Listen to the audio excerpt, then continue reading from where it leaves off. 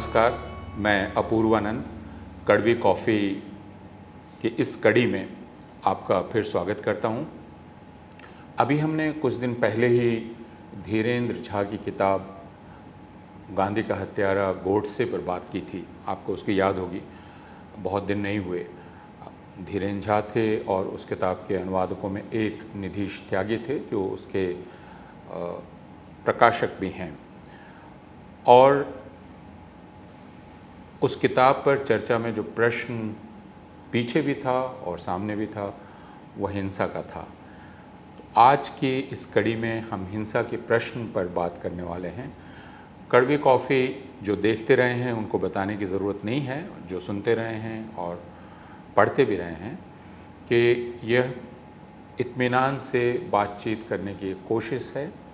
बातचीत का एक लंबा सिलसिला है जिसमें अलग अलग विषयों पर हम ठहर कर बात करना चाहते हैं, उसे समझना चाहते हैं, उसको अलग अलग नुक्तों से हर विषय को समझना चाहते हैं।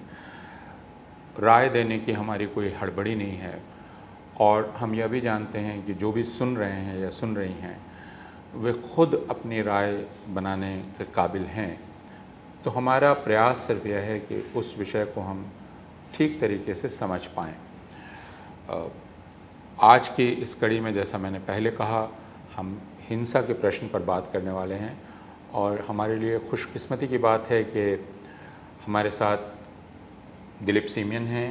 दिलीप सेमियन जो इतिहासकार हैं और जिन्होंने पिछले कुछ दशकों से इस प्रश्न पर बहुत गहराई से विचार किया है, हिंसा के प्रश्न पर। आमतौर पर हिंसा, लेकिन हिंसा कैसे हमारे सामाजिक स्वभाव का अंग होती है और राजनीतिक स्वभाव का भी अंग हो जाती है, इनके आपसी रिश्ते, इस विषय पर भारत के संदर्भ में और अंतर्राष्ट्रीय संदर्भ में भी। दिलीप, आपका बहुत बहुत स्वागत है कड़वी कॉफ़ी में।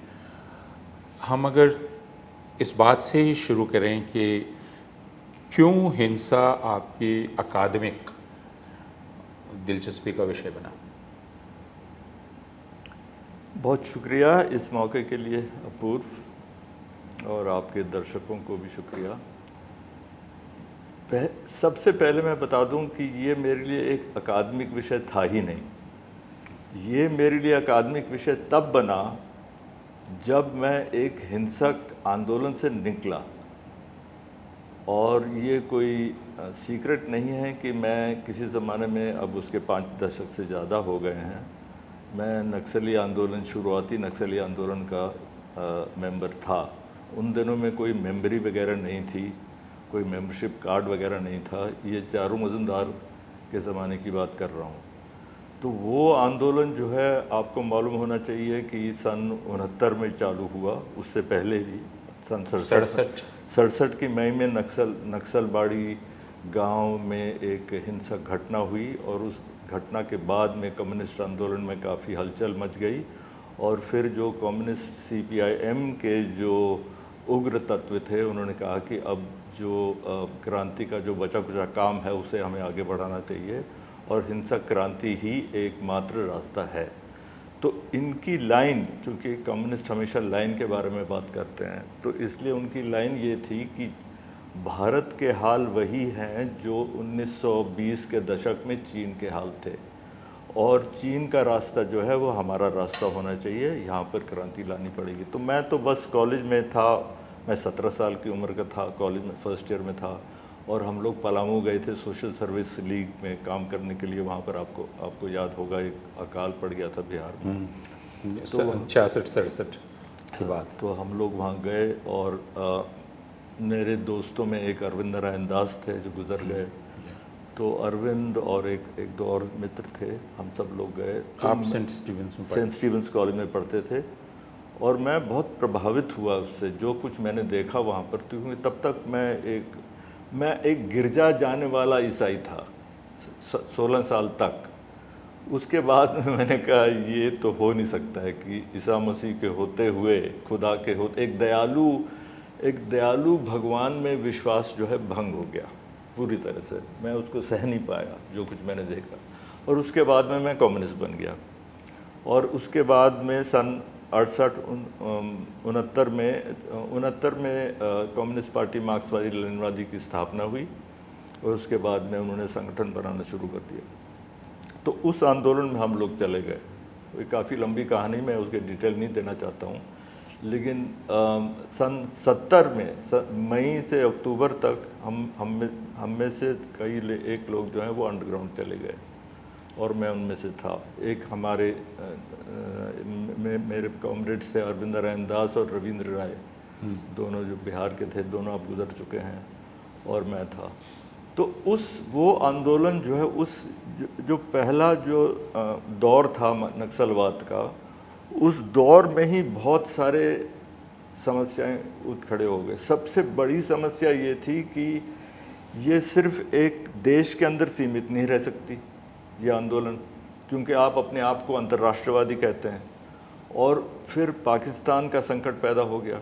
आपको मालूम है कि पाकिस्तान भंग हुआ और सन 70 में इस पूर्वी पाकिस्तान जो है उसमें आंदोलन चल रहा था। सन 70 के दिसंबर में एक इलेक्शन हुआ था, मुजीबुर रहमान जीत गए। अवामी लीग को न कि प्रधानमंत्री, अवामी लीग के लीडर को प्रधानमंत्री बनाना चाहिए था, लेकिन उसको गिरफ्तार कर लिया और फिर बांग्लादेश का आंदोलन शुरू हुआ। तो शुरुआत से ही माओवादी आंदोलन में एक बहुत बड़ा संकट, नैतिक और राजनीतिक और सिद्धांतिक संकट पैदा हो गया। क्यों? क्योंकि चीन जो है वो पाकिस्तान का साथ दे रहा था और हम लोग नेचुरली, हम जो भी कुछ चीन से जो लाइन आती थी वो हम बिल्कुल एक धार्मिक रूप से मान लेते थे। और फिर पार्टी के अंदर काफ़ी अंदरूनी कलह वगैरह शुरू हो गई। तो इस दौर के बारे में मैं इतना ही आपको बता दूं, जब से मेरे आँख खुलने लगे इसके बारे में, कि इस पार्टी में एकमात्र सिद्धांतिक नुस्खा था उनका हिंसा।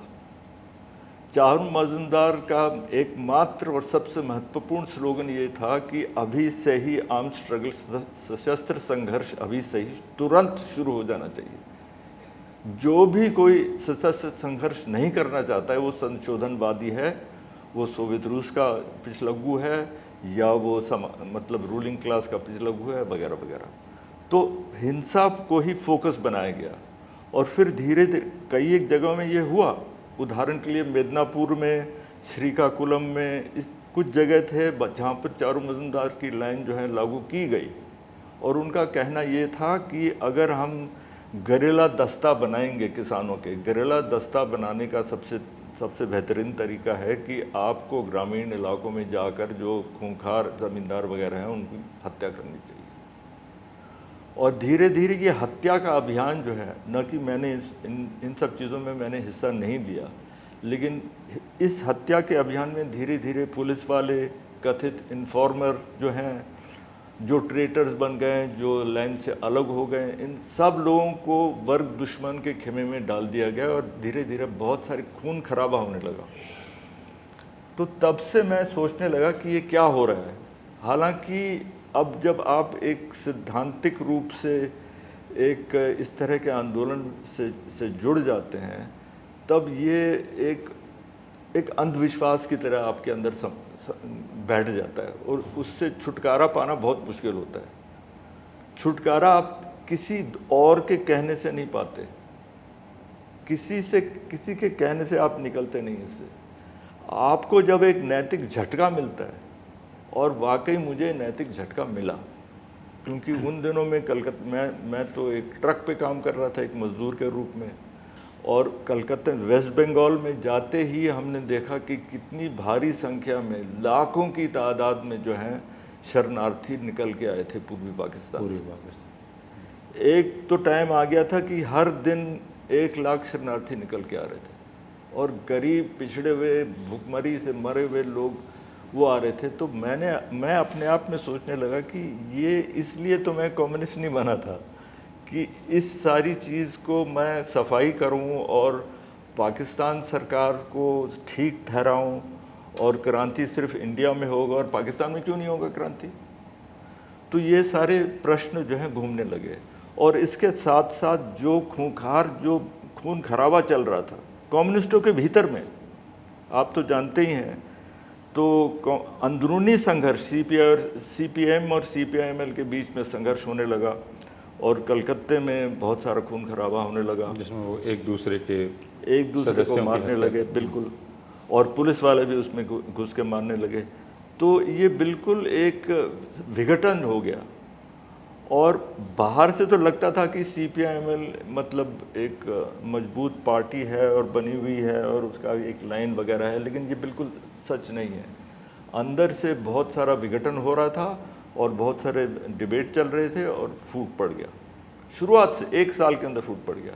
और तब मैं उससे निकला, और निकलने के बाद में मैं सोचने लगा ये हिंसा पर इतना ज़ोर क्यों देते हैं, क्योंकि मैंने महसूस किया कि कोई भी प्रश्न, हालांकि मैं चारू मजुमदार से कभी मिला नहीं था, लेकिन कोई भी प्रश्न उसके सामने डाला जाए कि हम विफल क्यों हो रहे हैं, क्रांति तेज़ी से क्यों नहीं आ रही है वगैरह वगैरह, उसका एक ही जवाब वो देते थे कि पर्याप्त मात्रा में दुश्मनों को हमने मारा नहीं। तो उसके बाद में मैंने सोचा कि ये हमारा दिमाग ख़राब हो गया क्या, और कुछ करने को नहीं है क्या? मतलब प्रचार करो, मजदूरों को संगठित करो, ट्रेड यूनियन का काम होना चाहिए, सब कुछ सशस्त्र संग्राम की दिशा में हम क्यों ले जा रहे हैं? तो ये है कार्यनीति के स्तर पर। कार्यनीति फेल हो गई। हम जब निकले उसके बाद में मैं सैद्धांतिक रूप से इसके बारे में सोचने लगा। तो अकादमिक ढंग से मैंने नहीं सोचा इसको सबसे पहले। हाँ, पहले आपके लिए ये प्रश्न जीवंत प्रश्न था जो बिल्कुल जिससे आप जूझ रहे थे। उस दौर में जब आप उस आंदोलन में शामिल हुए, और हम में से बहुत सारे लोग अलग अलग दौर में इस तरह के आंदोलन में शामिल हुए, तो इस हिंसा को जायज़ हिंसा कहा जाता था। बल्कि कई लोगों का कहना यह है कि यह दरअसल प्रतिहिंसा है, हिंसा नहीं है, क्योंकि हिंसा तो हम जिस समाज में हैं और सामाजिक व्यवस्था में हैं उसकी संरचना में है। तो प्राथमिक हिंसा वहाँ है, और यह हिंसा एक प्रतिक्रियात्मक हिंसा है, तो यह प्रतिहिंसा है। यह इसको उचित ठहराने का एक तर्क है। आप इस तर्क को क्यों उचित नहीं मानते हैं? अगर ये कहा जाए कि यह प्रतिहिंसा है, क्योंकि हिंसा तो संरचना में है, समाज की संरचना में, ऊपर ना दिखलाई पड़े फिर भी लोग मारे जा रहे हैं और उनके साथ अत्याचार हो रहा है, फिर उसका उत्तर क्या है? उसका उत्तर संसदीय जनतंत्र के तरीके से देने में काफ़ी लंबा वक्त लगेगा।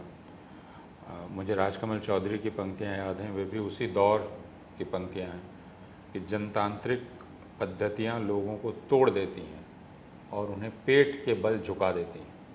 तो यह एक समझ है कि जनतांत्रिक पद्धति दरअसल आपको नाकारा बना देती है, तो फिर प्रतिहिंसा ही उपाय है। सबसे पहली बात तो यह है कि वो उपाय नहीं है, क्योंकि क्रांति नहीं आई। सबसे सीधा वास्तविक जवाब है कि इतनी सारी हिंसा के बावजूद क्रांति नज़दीक तो आई ही नहीं। दूसरा प्रश्न, मेरे अब 50 साल से ज़्यादा हो गए हैं कि मैं किसी न किसी ढंग से मैं राजनीतिक एक्टिविस्ट रहा हूँ, कार्यकर्ता रहा हूँ, हालांकि किसी पार्टी में नहीं। थोड़ी देर के लिए मैंने IPF ज्वाइन किया था, लेकिन 1 साल में वो ख़त्म हो गया। उसके भी कारण मैं आपको बता सकता हूँ। लेकिन ऐसा है कि ये संरचनात्मक हिंसा की जो बात करते हैं लोग, सिस्टमिक वायलेंस, ये तो बात सही है। लेकिन मैं आपको एक कहानी, जो सही कहानी मैं आपको बताऊं। एक महिला कॉमरेड थी बंगाल में, और वो बंगाल के बर्दवान पता नहीं कौन से इलाके में, डिस्ट्रिक्ट में वो लोग काम कर रहे थे, और वो वही काम कर रहे थे कि गाँवों में जाओ और गरीब किसानों को गोलबंद करो, उनको लामबंद करो, छोटे छोटे दस्ते बनाओ और गेरिल्ला वॉरफेयर शुरू करो वगैरह वगैरह। तो उन्होंने एक मीटिंग तैयार की थी, और उस मीटिंग में गांव वाली महिलाएं भी आई थी, और फिर तय किया गया कि हम फलाने ज़मींदार को जान से मार देंगे। तो उसमें एक महिला साथी जो किसान थी, उन्होंने कहा ये कि हाँ, हम उनको तो मार देंगे, फिर आप यहाँ से चली जाएंगी और पुलिस वाले हमें पीटेंगे, और उसका पुत्र जो है वो ज़मींदार बन जाएगा। तो इससे हम सिस्टम से कैसे निपट रहे हैं? ये काफ़ी बुद्धिमान औरत थी। हाँ। तो इनको मारने से सिस्टम खत्म नहीं होगा। तो व्यक्तियों को मारने से या बहुत सारे व्यक्तियों को भी मारने से या सारी पलटून जो है सीआरपी को मारने से आप सिस्टम को नहीं बिगाड़ रहे हैं, बल्कि बाद में मैंने जब सैद्धांतिक रूप से सोचा तो मैंने सोचा कि इस तरह की हिंसा से सिस्टम और भी मजबूत हो रहा है, क्योंकि वो ये उन्हीं का व्याकरण है। सिस्टम, कैपिटलिस्ट सिस्टम जो है उनका व्याकरण है।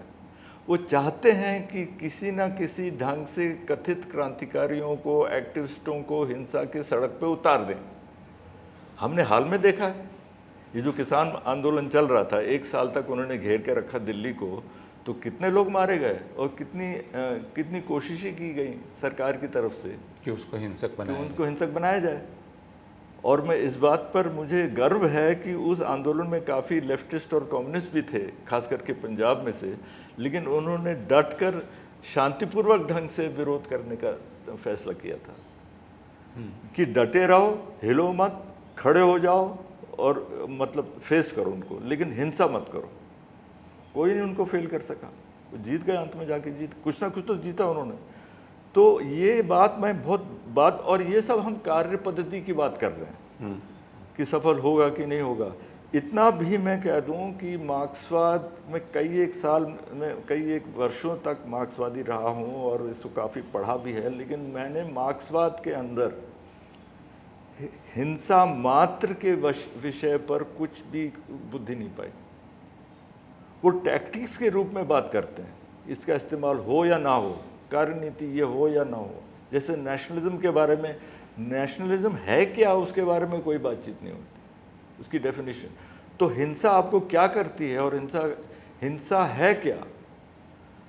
तो इसका अब ये इतना बड़ा प्रश्न इसलिए हो गया क्योंकि जब पार्टी के अंदर भी मतलब अंतर्विरोध होने लगे तो तब भी एक ही जवाब आने लगेगा लोगों में, इसको मार डालो। मतलब अपनी पार्टी के भीतर में भी जो मतभेद हो रहे थे, इसका भी जवाब जो है लोगों के पास यही रहा कि उसको मार डालो। तो वो गद्दारी कर रहे हैं, ये कर रहे हैं, वो कर रहे हैं। तो ये एक ऐसा, इस रास्ते पर आप जब उतर जाएंगे तो आपके सामने और कोई चारा रहेगा ही नहीं। तो ये इसको इसलिए मैं कहता हूँ it is a kind of nihilism, निरर्थकता, इसमें कुछ अर्थ नहीं। यानी कि आप भाषा को भी भंग कर रहे हैं, हत्या भी कर रहे हैं और समय को भी बर्बाद कर रहे हैं। 50 साल हो गए, आप भी एक कार्यकर्ता रहे हैं। 50 साल में ह्यूमन राइट्स और फिरका परस्ती को हमने दूर किया या नज़दीक आने दिया? 50 साल में इतना कुछ तो हम कर देते कि फिरका परस्त माहौल को थोड़ा सा रोक देते, ह्यूमन राइट्स के को लेकर हम कुछ मजबूत कर देते, लेकिन वो हिल गया है। लेकिन आपने ह्यूमन राइट्स का, और ये बहुत महत्वपूर्ण पद है, क्योंकि हम जिस हिंसा का अभी जिक्र कर रहे हैं उस हिंसा को जायज़ ठहराया जाता है इस नाम पर कि वह साधारण जनता के लिए की जा रही है, उनकी मुक्ति के लिए की जा रही है, इसलिए वह हिंसा जायज़ है। लेकिन जो उस हिंसा का रास्ता अख्तियार करते हैं वे मानवाधिकार जैसे किसी अवधारणा में विश्वास नहीं करते हैं, क्योंकि मानव जैसे कोई चीज़ फिर मौजूद नहीं है, सिर्फ वर्ग शत्रु हैं। वर्ग मित्र है और वर्ग शत्रु है। तो लेकिन फिर वे स्वयं मानवाधिकार की मांग करते हैं, और जो मानवाधिकार कार्यकर्ता हैं वे उनके लिए काम करें ये समझ में आता है, क्योंकि मानवाधिकार कार्यकर्ता तो हर किसी के अधिकार के लिए काम करेंगे, सैद्धांतिक रूप में मानते हैं। हाँ, मानते हैं। लेकिन स्वयं जनता के नाम पर हिंसा करने वाले तो जनता को जनता नहीं, वर्ग मित्र और वर्ग शत्रु में बांट कर देखते हैं। तो इस मानवाधिकार के साथ जो रिश्ता है इस हिंसक आंदोलन का, उसके बारे में आप कुछ बताएं। यानी मानवाधिकार जैसी अवधारणा कहाँ फिट होती है, उसके साथ तनाव क्या है? ये प्रश्न बहुत सही और सटीक है, बारीक है, और मैं भी इसके बारे में कई बार सोचता था कि हम लोग जो मानवाधिकार की बात कर रहे हैं और चाह रहे हैं और इसकी मांग कर रहे हैं, हम दूसरों के मानवाधिकार को क्यों न मानने को तैयार हैं? आप किसी को बिना ट्रायल के, बिना मुकदमे के, बिना खोजबीन के आप किसी को जान से मार रहे हो। ये किसने आपको अधिकार दिया है? ये बहुत बड़ा दार्शनिक सवाल है।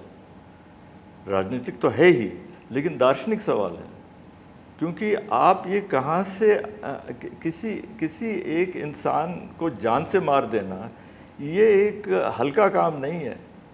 ये बहुत भारी जिम्मेदारी आप ले रहे हैं, और जब आप इसको वापस कभी नहीं ले सकते। किसी को आपने मार दिया और आपने फिर आप बाद में कह रहे हो कि वो उसको हमने गलती से मार दिया। मुझे अभी भी याद है EPW में मेरे ख्याल से 2005 या 6 में एक डिबेट चला था हिंसा नक्सलवादी आंदोलन को लेकर, और उसमें गणपति नामक जो CPI माओवादी के एक लीडर हैं, उन्होंने उसमें लिख के जवाब दिया। ये भी मानना पड़ेगा कि भारत के मतलब जनतंत्र में एक माओवादी जो है वो EPW में लिख सकता है, अपनी बातें रख सकता है, अपनी दलीलें पेश कर सकता है। और उसमें किसी ने ये कहा था कि फलानी भिड़ंत में एक 2 साल की लड़की भी मारी गई, बच्ची मारी गई। तो इसके जवाब में गणपति जी कहते हैं, कॉमरेड गणपति, कि कॉमरेड माओ ने कहा है revolution is not a dinner party, ये दावत नहीं है, ये सारी चीज़ें ये तराजी हो जाती हैं, और ये तो हम चाहते नहीं हैं, लेकिन हो सकता है युद्ध में ये सब कुछ होता है। तो ये तो मैं किसी और टाइम में 2005 में एक मीटिंग हुई थी जामिया में, समिट ऑफ द पावरलेस। उसमें आकस्मिक रूप से वरावरा राव, KPS गिल, सुमंतो बनर्जी और मैं और एक मिस्टर जिंदल, हम 5 लोग थे। और जब वरावरा राव ने ये बात कही तो मैंने कहा ये तो पेंटागन की कोलैटरल डैमेज का सिद्धांत है। वो बहुत नाराज़ हो गए। मैंने कहा आप आकस्मिक रूप से किसी को मार दिया और आप कहने लगे कि युद्ध में ये होता है, ये तो पेंटागन वाले भी करते हैं, साम्राज्यवादी भी यही कहते हैं कि हो जाता है। तो ये हम कम से कम जो लोग अपने आप को क्रांतिकारी कहते हैं उनको ये नहीं करना चाहिए। तो बहुत नाराज़ हो गए। तो मेरे कहने का मतलब यही है कि ये एक दार्शनिक सवाल है कि आप किस तरह से लोगों को मार रहे हैं, और कोई कोर्ट ऑफ अपील नहीं है, कोई मुकदमा नहीं है, कोई छानबीन नहीं है, कोई ह्यूमन राइट्स कमीशन नहीं है। आपने तय किया, यू आर द जज, jury and executioner all rolled into one. तो आप ये काम कर रहे हैं, तो ये तानाशाही है, ये तो तानाशाही है, ये डेमोक्रेसी नहीं है। तो मैं ये कहना चाहूँगा कि सर्वहारा वर्ग के नाम पर आप हिंसा कर रहे हैं। क्या सर्वहारा वर्ग ने आपको चुना, आपको नुमाइंदा बनाया, आपको ये बताया कि आप हमारे प्रतिनिधि हैं और आप लाल सेना बनाएंगे और आप ये करेंगे वो करेंगे? ये तो कभी हुआ नहीं है। ये आप सिद्धांतिक रूप से आपने तय कर दिया कि हम ही सही हैं और हमें ही, जो हम हिंसा करते हैं वो उचित है और जो दूसरे लोग हिंसा करते हैं वो उचित नहीं है। तो ये इसकी जड़ में ही एक प्रॉब्लम है, और जब तक इसका जवाब हम नहीं दे पाएंगे तब तक ये कभी सुलझेगा नहीं। अब अगर क्योंकि अब तक हम लोग जिस हिंसा के जिस स्वरूप पर बात कर रहे हैं वो प्रायः या कहा जा सकता है कि ये वामपंथियों द्वारा अपनाई गई हिंसा है या की गई हिंसा है, लेकिन हिंसा अपने आप में एक बहुत आकर्षक चीज़ है जो विचारधाराओं से परे या विचार प्रणालियों से परे लोगों को खींचती है। बिल्कुल। अगर हम कुछ पहले चले जाएं, यानी 1947 के पहले चले जाएं और यह देखें कि अंग्रेज़ी उपनिवेशवाद से संघर्ष चल रहा था, उसमें हिंसा एक बहुत आकर्षक चीज़ थी और अनेक क्रांतिकारी समूह बने, छोटे बड़े। आखिरी बड़ा क्रांतिकारी समूह हम कह सकते हैं हिंदुस्तान रिपब्लिकन सोशलिस्ट आर्मी था, और या हिंदुस्तान रिपब्लिकन सोशलिस्ट एसोसिएशन जो उसके साथ बनी, और आर्मी और एसोसिएशन में ही वो द्वंद्व दिखलाई पड़ता है जो हिंसा के प्रश्न पर उठा था।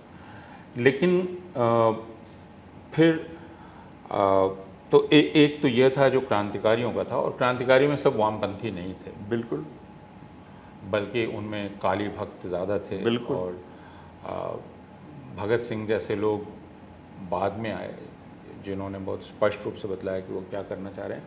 हालांकि वो अभी बहुत युवक थे और आगे कैसे क्या विचार होता ये कहना कठिन है, लेकिन जो भी था। और दूसरी तरफ वे लोग भी हैं जो अपने आप को राष्ट्रवादी कहते हैं, उनके लिए भी हिंसा सबसे कारगर अस्त्र है। और इस बीच में एक व्यक्ति आता है मोहनदास करमचंद गांधी, जो इस हिंसा को अस्वीकार करता है, और इसलिए मोहनदास करमचंद गांधी को लेकर एक प्रकार की घृणा और वितृष्णा कि वह हिंसा को अस्वीकार करता है पाई जाती है।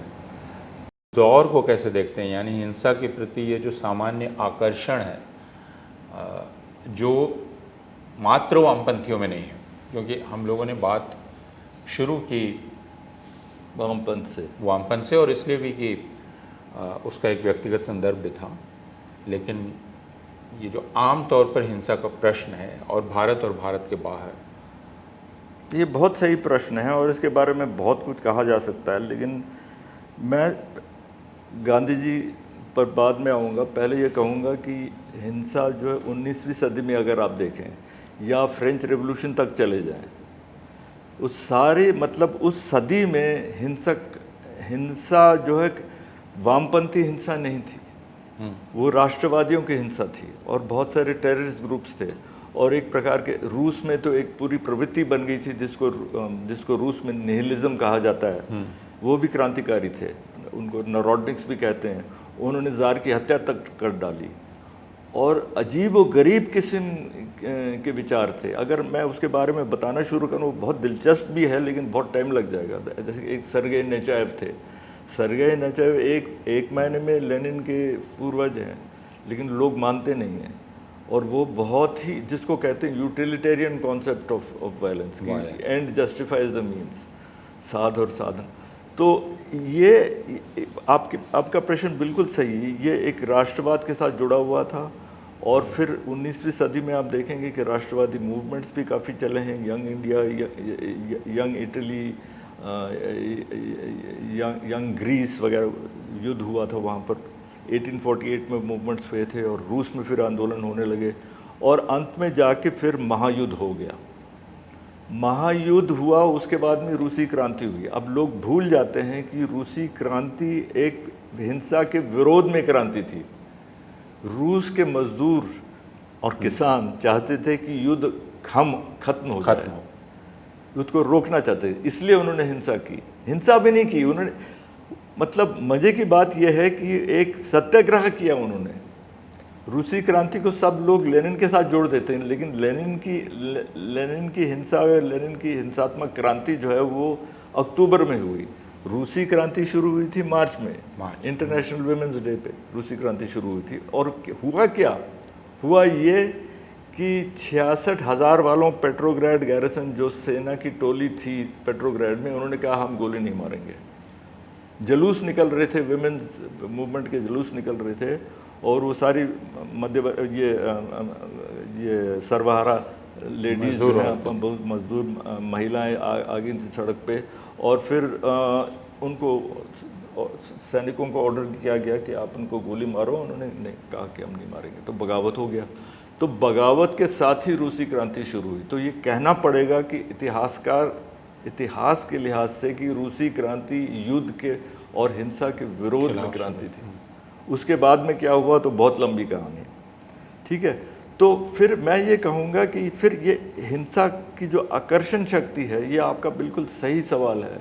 ये सिर्फ लेफ्टिस्टों में नहीं है, और बहुत सारे ऐसे अपने आप को क्रांतिकारी कहने वाले लोग एक से दूसरे पक्ष में घूम जाते हैं। जैसे जॉर्ज सोरेल एक ज़माने में लेफ्टिस्ट थे, बाद में राइटिस्ट बन गए, फैशिस्ट बन गए। मसोलिनी समाजवादी था, फिर में जाके फैशिस्ट बन गया। तो इस तरह से समाजवाद का नाम जो है वो हिंसा के साथ जुड़ गया, लेकिन लोग भूल जाते हैं कि समाजवाद जर्मनी वो राष्ट्रीय समाजवाद बन गया, नेशनल सोशलिज्म। और एडोल्फ हिटलर का कहना था कि क्रांति को सफल करने के लिए एकमात्र तरीका है कि हिंसा का लगातार प्रयोग होना चाहिए, लगातार। ये माइन कैंप में उसने लिखा है। तो इस तरह से सारा वातावरण जो है दूषित हो गया। और बिल्कुल सही है, हिंसा की एक आकर्षण शक्ति थी, और सभी लोग क्रांति को और बदलाव को हिंसा के साथ जोड़ देते थे। तो इसने इतने सारे दुनिया को एक लपेट में ले लिया।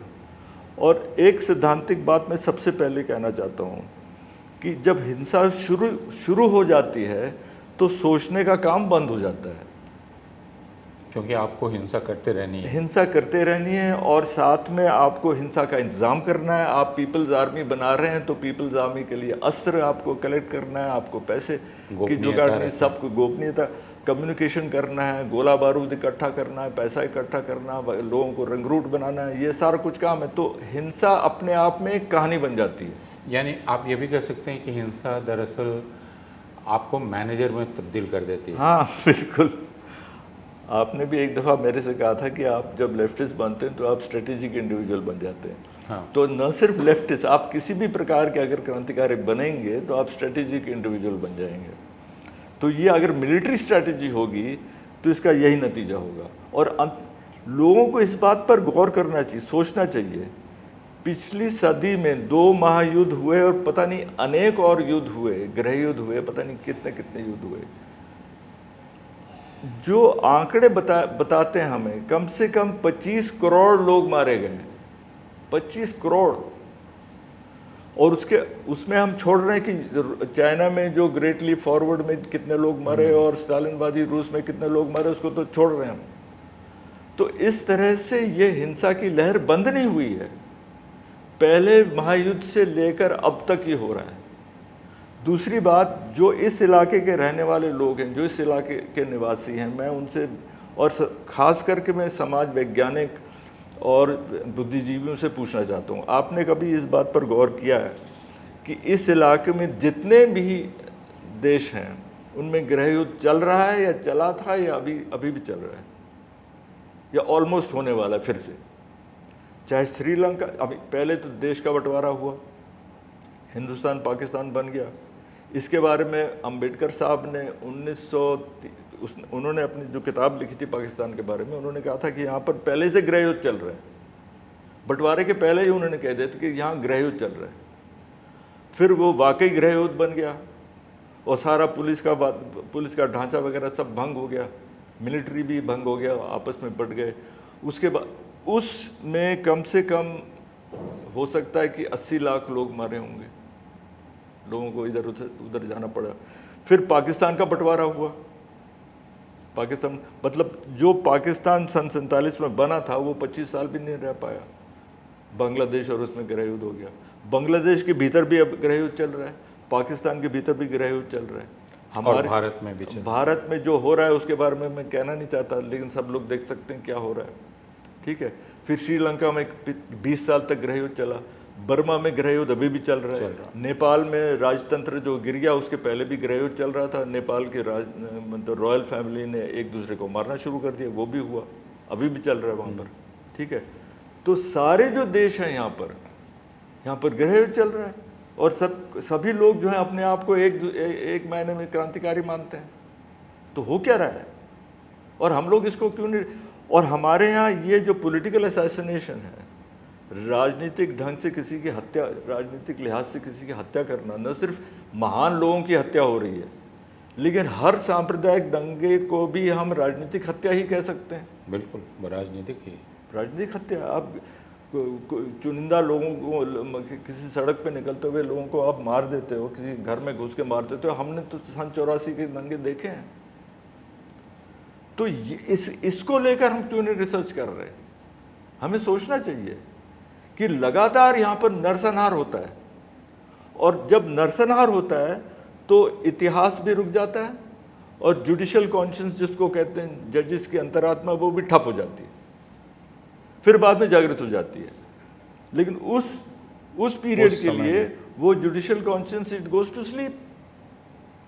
मुझे अभी भी याद है और मैं कहने को तैयार हूँ, मुझे अभी भी याद है कि सन 84 के दंगों के बाद में पीपल्स यूनियन PUDR ने एक रिपोर्ट भी जारी की थी। रिपोर्ट को लेकर, क्योंकि पुलिस वाले FIR दर्ज नहीं कर रहे थे, इसलिए PUDR की तरफ से एक याचिका मूव की गई high court, Delhi high court में, सिर्फ रिक्वेस्ट करते हुए कि आप ज़रा पुलिस वालों को आदेश दीजिए कि वो एफआईआर दर्ज करें, लोगों के कंप्लेंट लिखें। मैं बैठा हुआ था हाई कोर्ट में, उन दिनों में बहुत सारे लोग हम गए थे, हम पीछे बैठे हुए थे बेंच पे, और जज साहब एक जज थे, और उस समय गोविंद मुखोटी थे PUDR के प्रेसिडेंट। उन्होंने ये पैम्फलेट दिखाया कि बहुत सारे लोग मारे गए हैं, रिपोर्टर्स वगैरह ने सामग्री इकट्ठा की है, सबूत हैं इसमें, आप ज़रा पढ़ लीजिए। उसने उस रिपोर्ट को लेकर ऐसे ऐसे मरे हुए चूहे के रूप में फेंक दिया। इसमें मैं कोई महत्व नहीं देता हूँ उसको, सब बकवास है। उसके बाद में उन्होंने कहा कि बहुत सारे लोग मारे गए हैं और FIR दर्ज नहीं हुए। फिर जज साहब ने कहा कि उसकी एक पृष्ठभूमि थी। ये जज ने कहा? जज ने कहा लोग मारे गए, इसकी एक पृष्ठभूमि थी। अब हर एक बलात्कार, हर एक हत्या की पृष्ठभूमि होती है, कोई भी ऐसी चीज़ नहीं है जिसकी पृष्ठभूमि नहीं होती। लेकिन ये आपका काम नहीं है, आप जज हैं हाई कोर्ट के, आपसे सिर्फ ये कहा जा रहा है कि पुलिस को कहिए कि अपना काम करे। आप हमें पृष्ठभूमि की बात कर रहे हैं। वो जज बाद में जाके सुप्रीम कोर्ट में प्रमोट हो गए। ये हाल था। तो इसमें ये हुआ कि जुडिशल कॉन्शियस कुछ देर के लिए बिल्कुल ठप हो गया। आप और मैं, हम दोनों जानते हैं कितने लोगों को पनिश किया गया है। बिल्कुल नहीं। मुझे और ख़ासकर मैं 1984 की जो हिंसा है उसको जब याद करता हूँ तो मेरे दिमाग में ये सवाल आता है अक्सर कि अगर सिर्फ दिल्ली को देखें हम, तो दिल्ली में 3,500 से 4,000 सिख मारे गए थे। एक व्यक्ति को मारना इतना आसान नहीं है, उसमें 8, 10, 20 लोग लगते होंगे।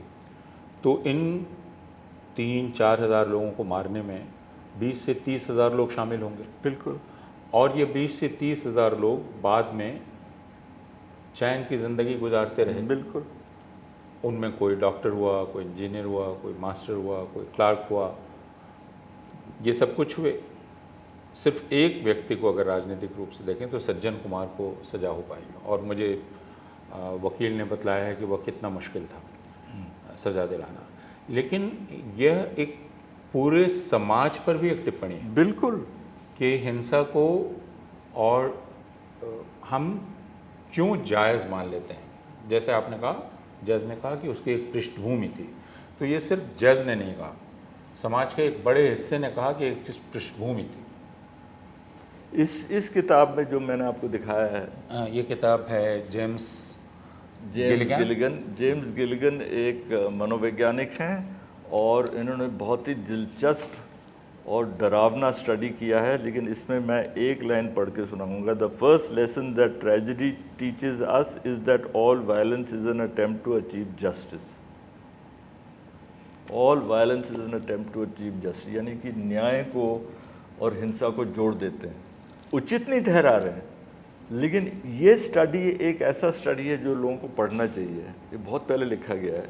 इसने 150 लोगों को जो बंदी हैं और जो दिमागी संतुलन खो डालने की वजह से उनको प्राणदंड नहीं दिया गया, जो हिंसा में शामिल जो थे, बहुत ही खूंखार किस्म के अपराध जिन्होंने किया, लेकिन जिनको प्राणदंड नहीं दिया गया क्योंकि on a ground of mental illness, उनको इन्होंने इंटरव्यू किया और कहा कि it's a journey through hell.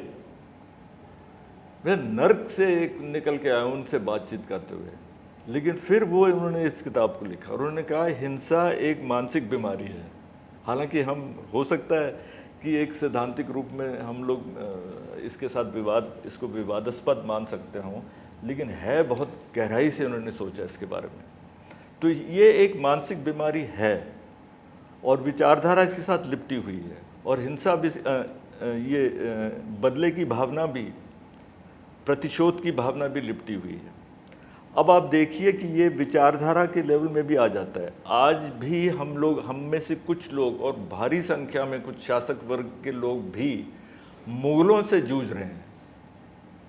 आज भी वो औरंगजेब से जूझ रहे हैं। एक छोटी सी कहानी मराठी में लिखी गई थी, आपको शायद मालूम होगा, औरंगजेब और जोशी। नहीं, मुझे उसका तो उस एक मराठी स्पीकिंग दोस्त ने हमें बताया था इसके बारे में कि एक छोटी सी कहानी है, लघु कहानी है, जिसमें एक कक्षा के बारे में एक छोटे से बच्चे हैं जिनको एक जोशी जी पढ़ा रहे हैं, और जोशी जी इतिहास पढ़ा रहे हैं और ये छोटे छोटे बच्चे हैं, और जब भी और उस क्लास में सिर्फ एक मुसलमान बच्चा है, और जब भी औरंगज़ेब की बात आती तो वो उसकी नज़र में उसको देखने लगता। तो उस बेचारे बच्चे को बहुत सारा कॉम्प्लेक्स हो गया कि मैं औरंगज़ेब को काया हूँ क्या। तो ये तो मतलब इस तरह से हम इतिहास को रेक्टिफाई, इतिहास को सुधारना चाहते हैं। अब आप पाठ्यक्रम को सुधार सकते हैं, टेक्स्ट बुक को आप दोबारा लिख सकते हैं, मुगलों को बिल्कुल मिटा सकते हैं टेक्स्ट बुक से, मोहम्मद साहब को भी मिटा लीजिए, ईसा मसीह को भी, जो आप चाहे आप लिख सकते हैं, लेकिन इतिहास तो इतिहास है। वो थे और उन्होंने जो तो किया, इतिहास में जो हुआ सो हुआ, उसको आप रेक्टिफाई, तो अटेम्प्ट टू रेक्टिफाई हिस्ट्री, इतिहास को सुधारने की वजह से बहुत सी हिंसा इससे भी होती है। अब हम हिंसा, अब जब लोग हिंसा करते हैं वो कहीं ना कहीं ये उनका अंदरूनी थिएटर जो है, ड्रामा चल रहा होता है उनके दिमाग में कि हम औरंगज़ेब से लड़ रहे हैं। अंत में जाके अंततोगत्वा हमने इतिहास को सही कर दिया, इन सब लोगों को सही कर दिया। अब देखो हमारे आंखों सामने अभी भी चल रहा है, गाज़ा और फिलिस्तीन और इजराइल में क्या हो रहा है। आपके दर्शकों को मालूम होना चाहिए कि इजराइल में इस तरह जो बच्चों को पढ़ाया जाता है टेक्स्ट बुक में, जो आपको मालूम है कि बाइबल में 2 खंड हैं, पुराना खंड और नया खंड। जो तो पुराना खंड में जितना इतिहास, कथित इतिहास लिखा गया है, उसको इस तरह पढ़ाया जाता है कि मान लो कि ये बिल्कुल सही है, ये इतिहास है। अब नोआ और जहाज और नोआ के पूर्वज और क्या हुआ, ये सब इतिहास नहीं है, ये मिथ है, स्टोरीज है, किंवदंतियां हैं, लेकिन आप इनको ये नहीं कह सकती ये इतिहास है, लेकिन ये पढ़ाया जाता है इस तरह से। और नेतन्याहू जो कर रहा है वो बाइबल से ही अपनी सफाई कर रहा है। वो ये कहता है कि 3000 साल पहले हाँ बता दिया गया था कि यह हमारी राजधानी है। हाँ, और ये फलाने लोग जो हैं, कबीले जो हैं, हमारे दुश्मन हैं, उनको अमेलेक हैं। हाँ, अमेलेक, इनको पूरी तरह से आप मार सकते हैं, इनके बच्चों को भी मिटा सकते हैं, इनका पूरा वंश। तो आज भी वो इतिहास को सुधार रहे हैं, आज भी हो रहा है। इसका मतलब है कि देखिए, एक बहुत ही एक फिलोसोफर हैं जिनको मैं बहुत सम्मान देता हूँ, बहुत सारे लोग उसके बारे में ज़्यादा सोचते नहीं हैं, उन्होंने इसके इतिहास के बारे में भी कहा, बहुत कुछ कहा है। लियो स्ट्राउस है उनका नाम। उन्होंने कहा कि ये जो प्रोफेसी है, जो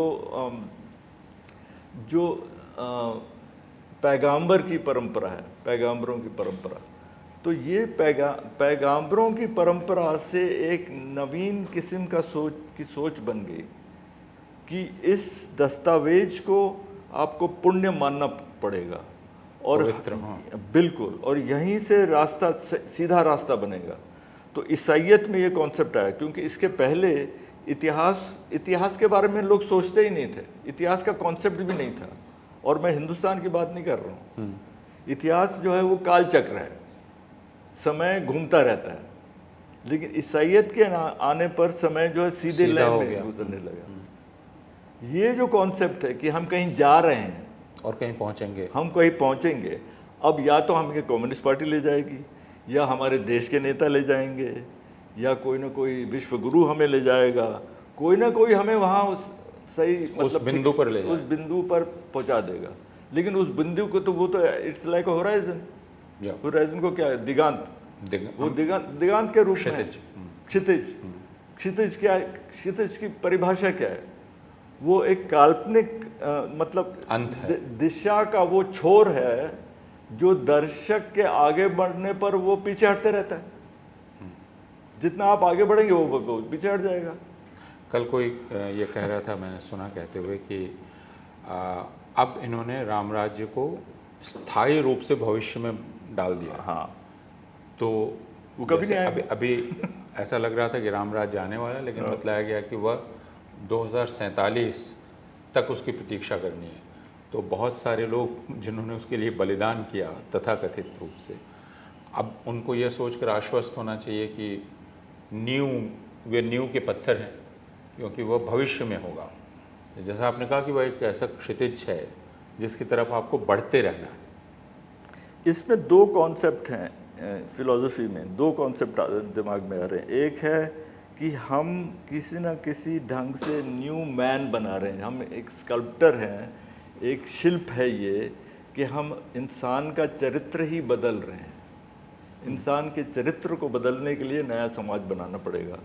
लेकिन इससे एक सैद्धांतिक सवाल उठ खड़ा होता है कि नया इंसान बनाने वाला, उसके चरित्र को बनाने वाला जो आदमी है वो क्या वो अभी से पैदा हो गया है?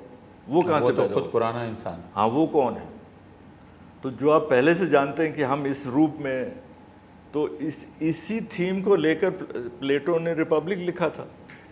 वो इसलिए दिखा रहे थे प्लेटो कि इस काम को करने के लिए ये काम कितना मुश्किल है, कितना यूटोपियन है।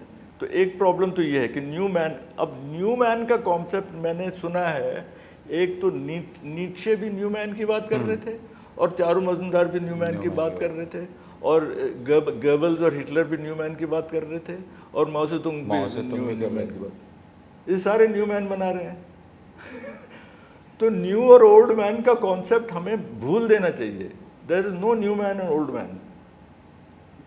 मानव चरित्र वही है जो पहले था और वो अब ठीक है, मानव चरित्र किसी भी दिशा में जा सकता है, लेकिन ये आप भूल जाइए कि आप जो है ये न्यू मैन का चरित्र बना सकते हैं। इसका मतलब ये है कि जब हम यह जिम्मा अपने ऊपर ले लेते हैं कि हम नया इंसान बनाएंगे, जो कि स्टालिन ने भी लिया था, फिर माओ ने भी लिया, और इसलिए स्टालिन के समय जो साहित्य और कला में जो वाक्य सबसे प्रसिद्ध था वो ये कि कलाकार या साहित्यकार आत्मा के शिल्पी होते हैं, आत्मा के sculptors of the soul, sculptors of the soul. तो ये स्टालिन के समय की उक्ति थी। तो आपको स्कल्प्ट करना है और लेकिन यही बात जैसा आपने कहा कि उसे आप दिलचस्प कहें या विडंबना कहें, यही बात हिटलर भी कह रहा था और बाद में यही बात माओ ज़ेडुंग ने कही। बल्कि गोबल्स ने एक नॉवेल लिखा था जिसमें उसने ये लिखा था कि politics is the plastic art of the soul. हाँ, प्लास्टिक आर्ट, तो इट्स द आर्ट।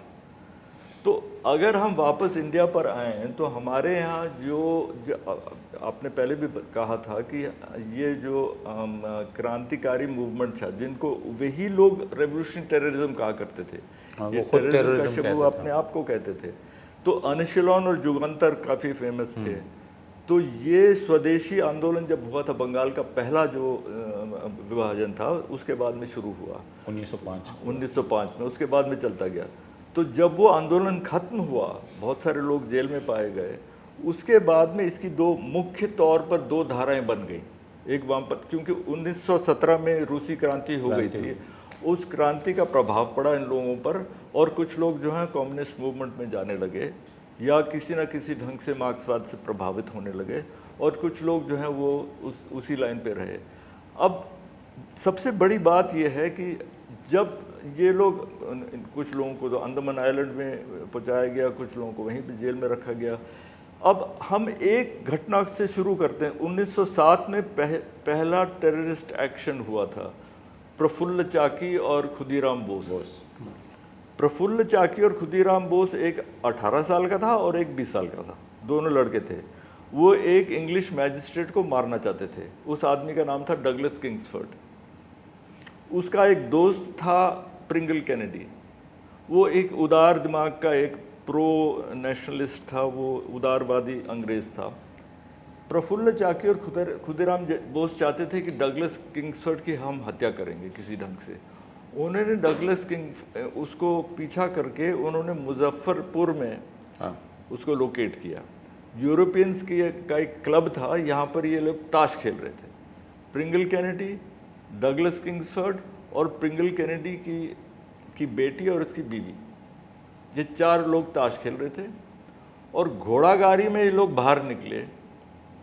घोड़ागाड़ी में बाहर जब निकले तो ये दोनों लड़के रुके हुए थे, उन्होंने बम फेंके। बम का विस्फोट हो गया। घोड़ागाड़ी में सिर्फ 2 महिलाएं थीं, दोनों आदमी थे ही नहीं उसमें, और दोनों का बहुत ही दर्दनाक मतलब उनकी मृत्यु हुई। और ये लड़के तो पकड़े गए, एक तो इसको कुछ देर बाद उस पर मुकदमा चला, एक तो शूट आउट में मारा गया। लेकिन उन दोनों को हीरो माना जाता है।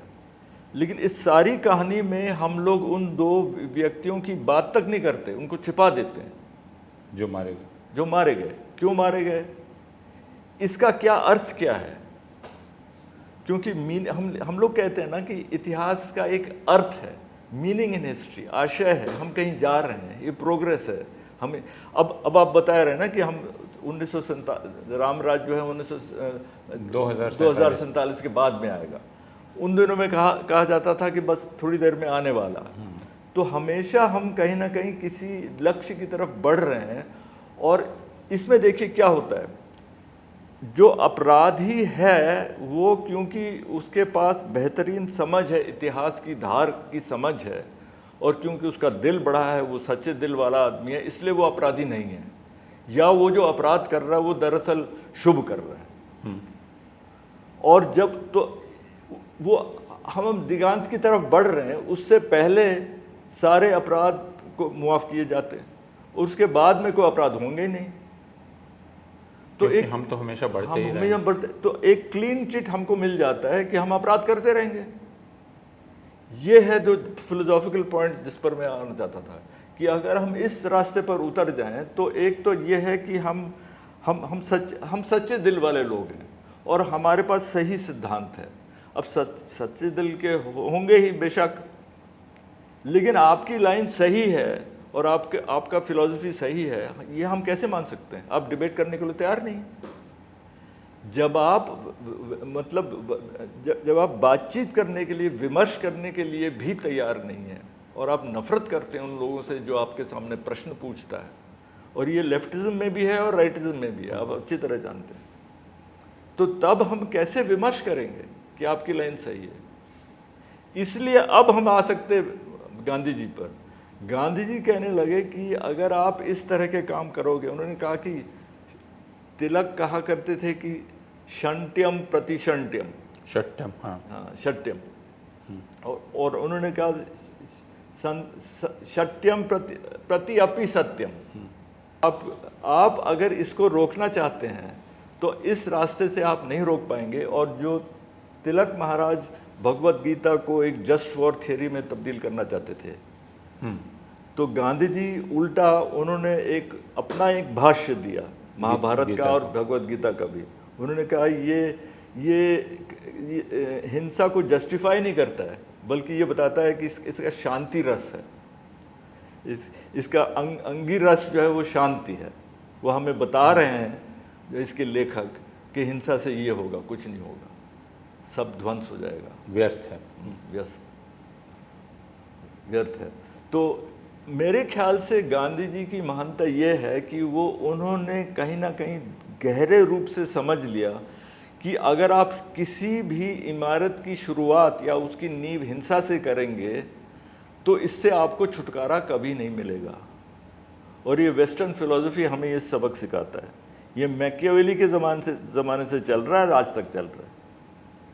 मैकियावेली के अनुयायियों में हिटलर भी हैं और जैकोबिन्स भी हैं और लेनिन भी हैं और स्टालिन भी हैं और माओ भी हैं, ये सब उसके उपज हैं। और गांधी जी बिल्कुल दूसरे रास्ते पे चल रहे हैं। वो कह रहे हैं कि अगर आप इस तरह से शुरुआत करेंगे तो आपको डर और भय पर निर्धारित कोई भी इमारत जो है वो उस डर और भय को जारी रखने से ही आप उसको कायम रख सकते हैं। ये अनंत सागा है, ये कभी बंद नहीं होगा। तो इसलिए एक नया रास्ता निकालने के लिए मेरे ख्याल से वो कम से कम पॉलिटिक्स के क्षेत्र में, और वो भी एक ऐसे ज़माने में जब सारी दुनिया जल रही थी, ऐसे पीरियड में गांधी जी ने कहा कि इस रास्ते से हट जाओ। उन्होंने एक बहुत ही मार्मिक उन्होंने एक सेंटेंस कही थी। उन्होंने कहा what difference does it make, तो जो मरे हुए लोग हैं, जो बच्चे हैं, जो विधवाएं हैं, उनके लिए क्या फ़र्क पड़ता है कि उनको लेफ्टिस्टों ने मारा या फाशिस्टों ने मारा? उनको क्या फ़र्क पड़ता है? It is in the holy name of liberty, is in the name of totalitarianism. उनको तो कोई फ़र्क नहीं पड़ेगा। तो जो लोग मर गए हैं तो वो मर ही गए। अब आप फाशिज्म और लेफ्टिज्म की बात करते रहे हैं। तो गांधी जी ने कहा कि अगर आप एक महान आंदोलन बनाना चाहते हैं, एक मास मूवमेंट बनाना चाहते हैं, और भगत सिंह ने भी माना था कि आखिर में जाके, मतलब आखिर में क्या, भगत सिंह की उम्र ही इतनी कम थी। वो आई एम एन एथिस्ट, मेरे ख्याल से उसमें मैं नास्तिक क्यों हूँ, उसमें उन्होंने कहा था कि violence is a matter of terrible necessity, बहुत ज़रूरत पड़ने पर हम हिंसा करते हैं, लेकिन मास मूवमेंट के लिए, जन आंदोलन के लिए आपको नॉन वायलेंस ही करना पड़ेगा। तो इस ढंग से ये गांधी जी ने समझ लिया था, और ये बार बार कहते थे कि जो लोग अपने आप को आतंकवादी कहते हैं, मैं उनसे बात करना चाहता हूँ। उनकी खूबी ये है कि वे लोग अपनी जान देने को तैयार हैं, लेकिन उनको किसी और को नहीं मारना चाहिए। तो ये जो पूरी बहस है, जैसा गांधी ने ये कहा कि क्रांतिकारियों की खूबी ये है जो आतंक में विश्वास करते हैं कि वे अपनी जान देना चाहते हैं। दो किस्म के हिंसक लोग हैं, और इस पर भी चर्चा होनी चाहिए कि एक ऐसे लोग हैं जो अपनी जान दे सकते हैं, जान देना चाहते हैं, और जब आप प्रफुल्ल चाकी और खुदीराम बोस की घटना बतला रहे थे, और ऐसी घटनाएं बहुत हुई हैं, तब मुझे अल्बर्ट कामू का वो नाटक याद आ रहा था जो आपने ज़रूरी पढ़ा होगा, न्यायप्रिय, जस्ट एसेसन, जिसमें ये बहस होती है कि ड्यूक कि इसमें बच्चे पर बम चलाएं ना चलाएं, और स्टीफन और कालियालेव और डोरा, इनके बीच बहस होती है, और स्टीफन का यह कहना है कि इसमें हर्जी क्या है। जैसे यहाँ प्रफुल्ल चाकी और इसने मार डाला, तो स्टीफन इसको जायज़ मानता है, और कालियालेव बाद में यह कहता है कि उसने जो किया उसे हत्या नहीं कहा जाएगा, क्योंकि वो खुद जान देने को तैयार है। और ये बहस बहुत दिलचस्प है कि मैं चूँकि उसकी जिम्मेदारी ले रहा हूँ, तो आप मुझे हत्यारा नहीं कह सकते।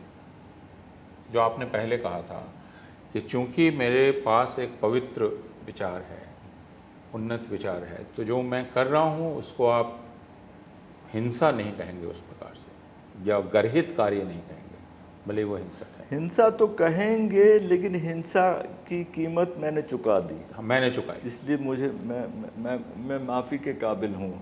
तो कामू जो इसके बारे में लिखते हैं वो भी एक त्रासदी के रूप में, हाँ, और वो इस चीज़ को कॉन्ट्रास्ट करते हैं crimes of logic, crime of passion and crime of logic.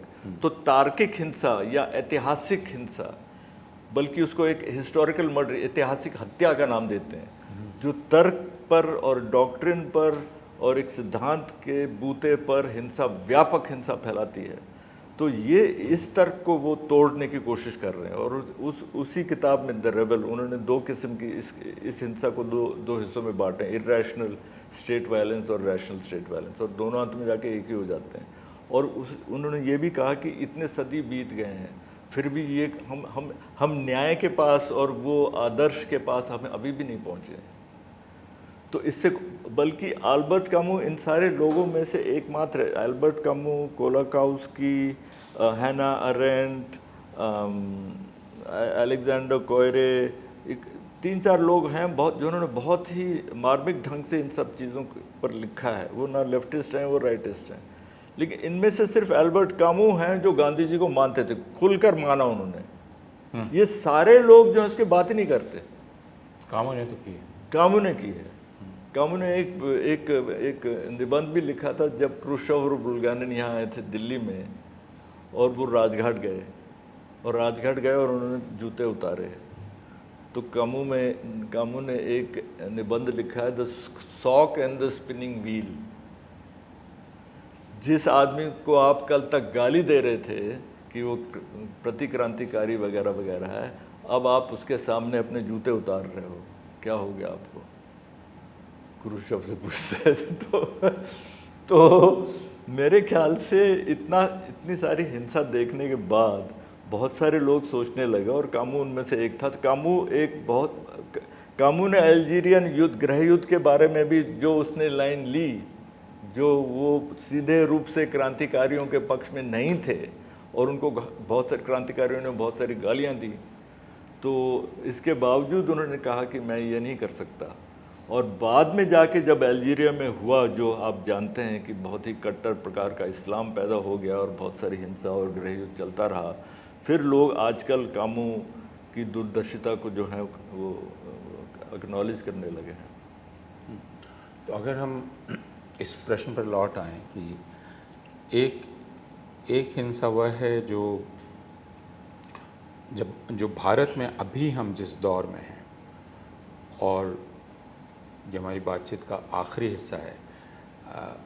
यह दौर एक तरह से हिंसा की राजनीति के प्रभुत्व का दौर है, जिसमें हिंसा हमारे स्वभाव में शामिल हो गई, राजनीति के स्वभाव में, और वह खून खराबे में दिखलाई पड़ सकती है। लेकिन खून खराबा ना भी हो तो भी वो चलती रह सकती है, जिसको आप भाषाई हिंसा कह सकते हैं, बिल्कुल। शाब्दिक हिंसा कह सकते हैं। क्योंकि हिंसा में एक काम तो आप ये करते हैं कि उसका वजूद मिटा देते हैं हथियार के ज़रिए, किसी और चीज़ के ज़रिए, लेकिन भाषाई हिंसा में भी आखिरकार आप उसका वजूद ख़त्म करते हैं, तो जिसे हेट स्पीच कहा जाता है। और अभी हम जब बात कर रहे हैं तो भारत में इस हेट स्पीच को तो भारत के प्रधानमंत्री ही लीड कर रहे हैं, हेट स्पीच कैंपेन को वो एक तरह से लीड कर रहे हैं।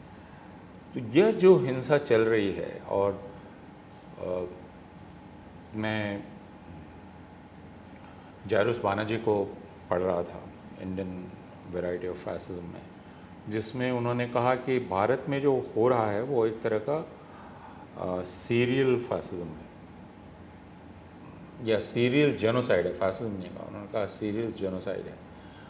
तो क्योंकि हर एक्ट, हर हिंसा के हर कृत्य में आकांक्षा पूर्ण विनाश की होती है उस समुदाय की। तो ठीक है, वो विनष्ट नहीं हुआ, जैसे नेल्ली में नहीं हुआ, भागलपुर में नहीं हुआ, कहीं हुआ, लेकिन उसका पूरा रूप जनसंहारात्मक है, जेनोसाइडल है। और यह एक प्रकार का धारावाहिक जेनोसाइडल वायलेंस है। तो एक तो वायलेंस है, लेकिन दूसरा जैसे लोग कहते हैं कि वो अस्वीकार्य है पूरी तरह से, वो है जेनोसाइडल वायलेंस, जिसको लेकर अभी दुनिया में भी बहुत बहस चल रही है। और इसलिए लोग अपने वायलेंस को जेनोसाइड ना उस पर बिल्ला लगाया जाए, इसकी बहुत मेहनत करते हैं। इस विषय पर आप क्या सोचते हैं? इस पर मैं उस विषय पर लौट आऊँगा जिसको मैं काफ़ी देर से इसको समझने की कोशिश कर रहा हूँ, जिसको फ़िलॉसफी में निहिलिज्म का नाम दिया गया है, और जिसे मैं अभी भी पूरी तरह समझ नहीं पाया हूँ कि इसका हिंदी अनुवाद तर्जुमा कैसे हो। लोग इसको शून्यता कहते हैं, लेकिन शून्यता और शून्यवाद नहीं है। हाँ। इसको निरर्थकता कहना मेरे ख्याल से बेहतर है, क्योंकि इसमें सारे आशय मिट जाते हैं। मानव जीवन का आशय, भाषा का आशय, बातचीत करने का ढंग, भाषा को हम ध्वस्त कर देते हैं, जीवन को भी ध्वस्त कर देते हैं, और सब कुछ क्योंकि हम कहीं ना कहीं प्रतिशोध का ड्रामा जो है हमारे दिमाग में घूम रहा है। हम प्रतिशोध ले रहे हैं, हम बदला ले रहे हैं। जैसे कि महात्मा गांधी ने कहा था, हमें बदला नहीं बदलाव चाहिए। उस बदलाव की दिशा में हम बढ़ नहीं पा रहे, क्योंकि हम एक दूसरे से बात भी नहीं कर पा रहे। बातचीत करना भी खत्म हो गया है। अब राइट लेफ्ट की बात छोड़िए, लेफ्टिस्टों के भीतर में भी बात नहीं हो पाती, नहीं बात हो पाती। अगर आप माओ और स्टालिन के ज़माने की हिंसा की बात करेंगे तो आपको प्रतिक्रांतिकारी जो है ठहराया जाएगा, CIA का एजेंट भी कहा जाएगा, पता नहीं क्या क्या कहा जाएगा। ये होता है। तो इसलिए जब तक कि हम ईमानदारी से बात न कर पाएँ आपस में, तो हम बाकी समाज में हम क्या करेंगे।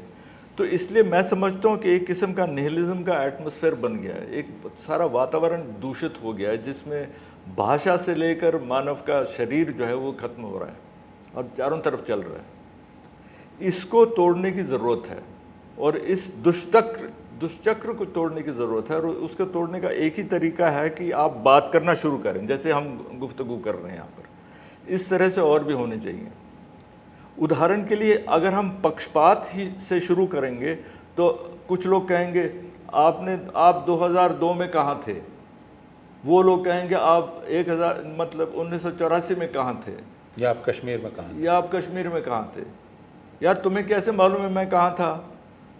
हो सकता है कि मैं सही काम कर रहा था, तुम्हें कैसे मालूम है? लेकिन आप मान के चलते हैं कि मैं ढोंगी हूँ। हाँ। हर एक आदमी मान के चलता है कि उसके सामने वाला आदमी जो है ढोंगी है। इसलिए हमें सच्चाई पर लौटना पड़ेगा। महात्मा गांधी, अब गांधी जी ने वाकई उन्होंने कांग्रेस के मेंबरी से इस्तीफा दे दिया था सन 34 में। ये लोग याद नहीं करते हैं। हाँ, ये सही है, उन्होंने कहा था कि बेहतर है कि कांग्रेस अपने आप को भंग कर दे, कहा था। और ये भी बात सही है कि अंग्रेज़ों ने उनको 32 साल तक ज़िंदा रहने दिया, हमने उनको 32 हफ्ते भी नहीं दिए। हम लोग आज़ाद भारत ने महात्मा गांधी को 32 सप्ताह भी नहीं दिए जीवित रहने के लिए। ये सच्चाई है। और जिसने उसको मारा वो कई एक लोग उसको मतलब एक देवता मानते हैं। अभी भी ये डिबेट चल रहा है। ये क्यों चल रहा है? और लोग बात करने को तैयार नहीं है। सब लोग मान के चलते हैं कि गांधी जी बंटवारा चाहते थे। बिल्कुल झूठ है, बिल्कुल झूठ है। तो इतिहास में अब झूठ करना एक सिर्फ राइटिस्ट का एक अधिकार नहीं है, लेफ्टिस्ट भी झूठ बोलते हैं। तो हमें सच्चाई के प्रति आकर्षित करना होगा। बच्चों को, छात्रों को आपस में हमें एक सच्चाई का गुफ्तगू जो है, जो विमर्श है, हमें फिर से शुरू करनी पड़ेगी। और गांधी जी ये कहा करते थे, उस दिन भी मैं कहना चाहता था कि किसी ने कहा था गांधीवाद। 1940 में एक मीटिंग चल रही थी बंगाल में और कुछ बच्चों ने कहा गांधीवाद मुर्दाबाद,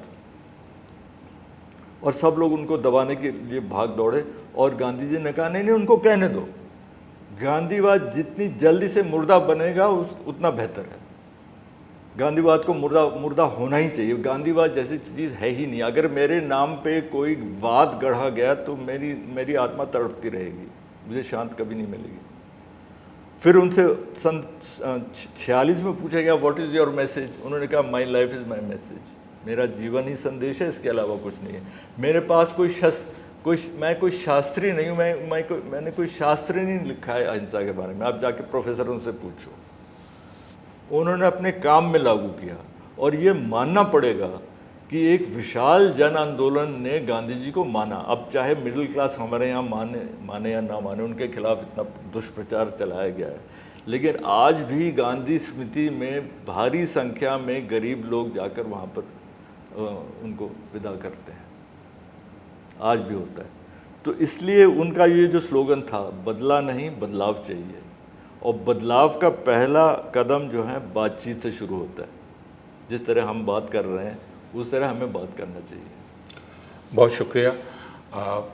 मौका जिस वक्त हम बात कर रहे हैं, चारों तरफ शोर शराबा है, नारे लग रहे हैं, मंचों से भाषण हो रहे हैं, लेकिन दिलीप सेमियन ये पूछते हैं कि क्या हम बातचीत कर रहे हैं? ये ज़रूर है कि एक राजनीतिक दल दूसरे पर आक्रमण कर रहा है, कोई किसी की आलोचना कर रहा है, लेकिन जनतंत्र सार्थक तभी है जब वो बातचीत की संस्कृति पैदा कर सके।